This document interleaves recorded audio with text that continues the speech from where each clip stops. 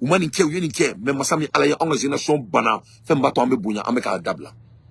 Maintenant dadouri là, parce que moun kiflene RDC, on dit Maroc et moun keni, c'était de l'émulation. Bien vrai que l'RDC a raison. Le Maroc avait tort. Maroc ou Djokala. Mais pas la même chose. Maroc ou Yamouneke. Maroc ou Bibolontan à Gelara. Machi Gelara. Parce que Massami Alaye, Maroc ou Bolo Kabena et RDC gagné facilement. Donc, Massami Alaye, RDC, Ananakana Machi égalisé. Machi était très tendu.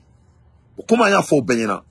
Anyandadou Maroc ou Gokumala, historiquement, les Marocains, les Algériens, les Maghrébiens, tout le monde le sait, c'est des racistes.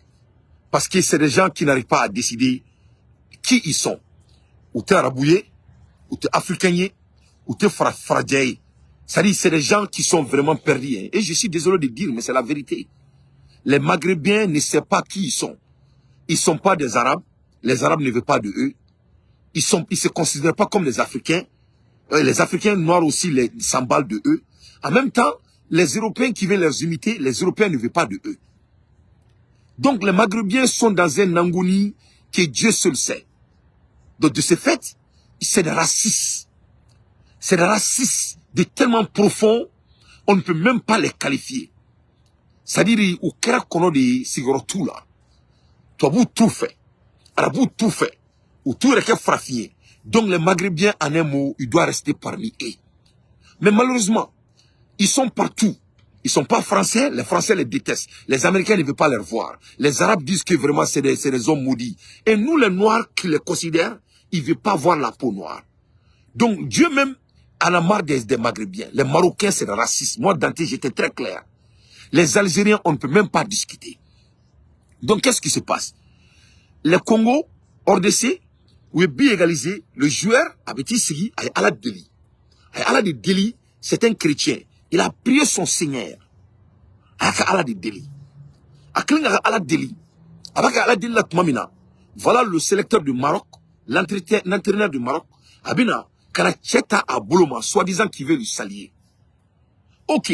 Premièrement, ça, ce n'était pas du salutation. Les mecs doivent aller dans le main dans la main. Donc, c'était pas comme ça, parce que c'était accord. En forme en anglais, c'était accord. C'était le contraire. La salutation était le contraire. Donc, de ce fait, le joueur RDC, il se sentait mal à l'aise. Donc, a essayé qu'à Bolobo, l'entraîneur du Maroc. Donc, dans le monde des justices, l'entraîneur du Maroc, c'était lui qui était agresseur. Parce que les juges m'entendent. Dans le monde des justices, c'est toi qui es l'agresseur. Donc, tu es venu m'agresser dans ma maison. C'est toi qui es l'agresseur. Dans le monde de justice, le Maroc a déjà tort. Le fait que l'entraîneur Nana, quand a placé la Djouarola, le Maroc n'a pas de raison. C'est la réalité. Ça, c'est un à un. Donc, quand le monsieur s'était senti à mal à l'aise, le joueur du RDC, entraîneur Bolo. Et l'entraîneur a refusé de lui lâcher. Donc, comment Masson Bolo très blanc? Bolontana, il a essayé de jouer la force de Kabolo Bablo. Et là, il a commencé de jouer des injures. Avec femme. Des racist slaughter. En anglais, nous, on appelle ça racist slaughter. C'est-à-dire, en un mot, donc, la vraie couleur du Maroc s'est sortie. Pourquoi? Parce que c'était nul. Les Noirs, on n'a pas voulu qu'on les gagne. Donc, l'entraîneur marocain, au lieu d'être leader, au lieu d'être exemplaire, donc c'est lui-même qui a montré sa vraie couleur. C'est qui est de la racisme. Voilà pourquoi nous, on a avertissé nos leaders d'ailleurs de faire très attention à ces Maghrébiens. Parce que c'est vrai là, c'est le racisme. S'il n'y a pas beaucoup de racistes dedans, peut-être 1%. 99% des Marocains, c'est des racistes, 200%. S'il n'y a pas de racistes, c'est 1%. L'Algérie, Tunisie, tous ces pays maghrébiens, c'est des gens qui ne savent pas qui ils sont. On ne peut pas aider des gens qui ne peuvent même pas décider de quelle race ils sont. Donc, le Maroc a tort. Voilà encore une fois comment ces Maghrébiens, c'est des barbares. Depuis le début de la civilisation de l'Afrique, C'est eux qui ont été des barbares. C'est un mot, c'est des nomades de l'Afrique. Nia l'a dit, toutes ces guerres qui se passent là, dans notre continent, c'est les Blancs et les Arabes. Toute cette guerre-là, il n'y a pas, dis-moi le nom d'une seule guerre qui n'est pas les Blancs et les Arabes. Ils sont derrière tout, ils sont devant tout, depuis à l'époque des prophètes. Donc c'est des gens que Dieu même les déteste à ce moment. Sinon, si toi tu es musulman, quelqu'un est en train de faire sa prière, il n'a benika dina de do. Il n'a dina comme waliadin. Benika dina de do. Ibika dina ke menga dina ke.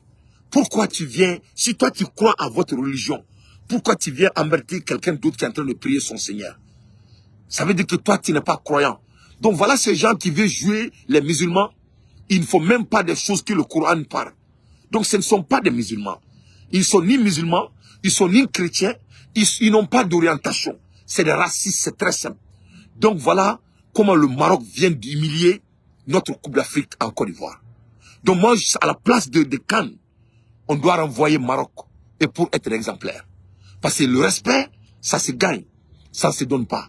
Donc auquel violence créera, violence baoula entre les joueurs. Je vais jouer l'image, on va écouter et je vais continuer avec mon décortique. Vraiment, c'est de la merde. Hein. Ça, c'est des gens qui ne doivent pas même exister. Hein. C'est raciste. On ne veut rien avoir avec le Maroc. C'est une scène à illustrer la tension entre les deux équipes en fin de match entre le sélectionneur marocain Walid Regragui et le défenseur congolais Chancel Bemba. Favori du groupe F, le Maroc n'est pas encore en huitième de finale de la Coupe d'Afrique des Nations. Après leur large victoire face à la Tanzanie 3-0 lors de la première journée de la CAN, les coéquipiers d'Asdin Ounahi ont concédé le nul dimanche contre la République démocratique du Congo, un but partout. Après un but précoce d'Achraf Hakimi 1-0 à la 6e minute, les Marocains ont baissé la garde avant de se faire surprendre par Silas Wamangzituka dans le dernier quart d'heure. Un but partout, 76e minute. Les dernières minutes de la partie ont ensuite été très tendues à l'image d'une altercation qui n'est pas passée inaperçue entre le sélectionneur marocain Walid Regragui et le défenseur de l'Olympique de Marseille et capitaine du Congo, Chancel Bemba. Dans la toute fin du temps additionnel, Bemba s'étire le mollet droit, signe d'une possible crampe. Les soigneurs et la civière entrent sur la pelouse rapidement et l'arbitre signifie aux joueurs de sortir du terrain, ce qui ne plaît pas du tout au défenseur central qui ne semblait pas solliciter l'intervention médicale. Fou de rage, ce dernier s'en prend à l'arbitre de la rencontre, Peter Wameru, et écope d'un carton jaune. En quittant la pelouse, Regragui semble lui adresser une parole qui fait encore plus monter le Marseillais dans les tours. Quelques secondes plus tard, il revient sur le terrain avant que l'arbitre ne siffle la fin du match. Les images capturées par Beansport montrent alors le sélectionneur marocain se diriger vers Mbemba pour lui serrer la main avant de lui dire avec autorité « Regarde-moi » à plusieurs reprises. Le Congolais, toujours sous tension, mime ensuite le geste de la VAR, semblant lui indiquer qu'il n'y avait bel et bien pas main sur une action précédente. Lui aussi, très tendu, Regragui se confronte directement à Mbemba avant que plusieurs personnes n'interviennent pour séparer les deux hommes.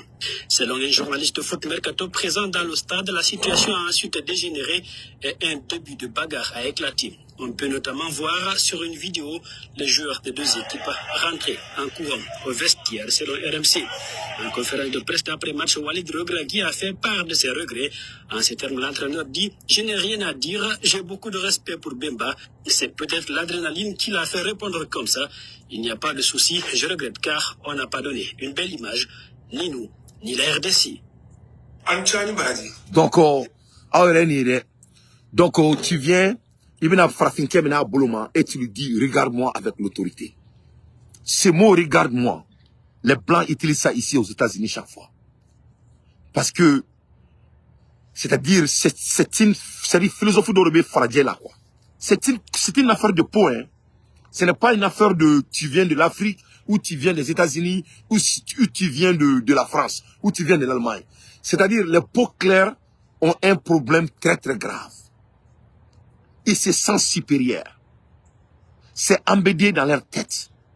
Tu sais, au temps de la colonisation, le blanc classifiait, même entre nous les noirs, les gens qui ont des teints clairs, et les gens qui ont des teints marrons, et les gens qui ont des teints cirés, et les gens qui ont des teints noirs comme moi. C'est-à-dire même, ou que même ni est éclairé si ça fera financer ça moi nous diele no ou bulu gere ou là moi nous fini no ou bulu black ataka coton kata intégrer là on y coton tege il faut no Corée. Donc ça a été toujours le cas. Donc on est en 2024. Il y en a des teints clairs jusqu'à présent qui n'arrivent pas à se libérer de cette réalité. C'est une réalité très réelle. Donc on doit vraiment amener à valeur du monde. C'est-à-dire, pourquoi un entraîneur même quitte quand vous placez la clame avec un joueur à Boloma et non seulement à Boloma et tu joues l'agressif et non seulement tu es agressif, tu demandes tu lui exiges de te regarder. Et dès qu'il refuse de te regarder, donc tu commences à dire des choses qui ne sont pas normales. Donc le Maroc, c'est un pays raciste. Je crois que ça doit être une leçon à nos gouvernements. On doit laisser ces Arabes-là créer leur propre monde à eux-mêmes. Et nous aussi, on va créer notre monde à nous-mêmes. Parce que il faut leur croire. Il ne faut pas jouer les durs quand la personne te montre leur vraie couleur. Les Marocains ont montré très simplement que c'est raciste. Et cela va aussi en dehors du Maroc. Et regarde ce que l'Algérie vient de faire au Mali. Et à l'AES, à Burkina Faso et le Niger. Algérie fait qu'on a kana. Algérie tara mulbala minke et orona uka sommet minkera. Mais aujourd'hui, Algérie borani lettrier, communiqué de presse de l'Algérie. L'Algérie s'est justifiée, soi-disant que AESI kamoro fodoli AES konti créé, koko tchuluma, ko donc luka décision, que c'était basé sur les choses de l'AES qu'ils ont reçues. On dirait que les membres de l'AES ne sont pas à la compétence de faire des discours à la hauteur avec nos logos. Parce que ni moro tekra moro là, ni te moro bounya, il va amener une tour là. Bon, l'esprit qui a déjà décidé, tu ne peux rien faire pour cet esprit. C'est-à-dire, Néné a décidé de monter et bounya quoi. C'est-à-dire, il y a timoro là quoi. C'est fini quoi. C'est-à-dire, il y a un combat qui est là. Tu te sépares de la personne. Ou vous allez vous réconcilier sur les choses droites, ou vous vous séparez. Donc, moi je crois que nous les Africains noirs, on a aussi nos problèmes. En frappant un problème, on fait là. Parce qu'à un moment donné, après 800 ans, 900 ans d'une réalité réelle, c'est pas fictif, c'est une réalité. On doit commencer à se décider. Il faut que Farfoum a donné que c'est les Arabes qui ont commencé à assassiner les Noirs pendant 8 siècles. Pendant 8 siècles, avant que les Blancs viennent en Afrique. C'est-à-dire, je crois que le jour que les nègres commencent à comprendre ça, on va commencer à se débarrasser dans tous ces noms soi-disant accords ou pas accords. Les Arabes, les Maghrébiens, c'est des racistes. Et on doit les prendre avec cette valeur. Et on doit décider comment on doit se comporter avec ces gens. C'est simple que ça. On a bon analyser Vraiment, ils voulaient saboter la Côte d'Ivoire. Et ils ont réussi à le faire.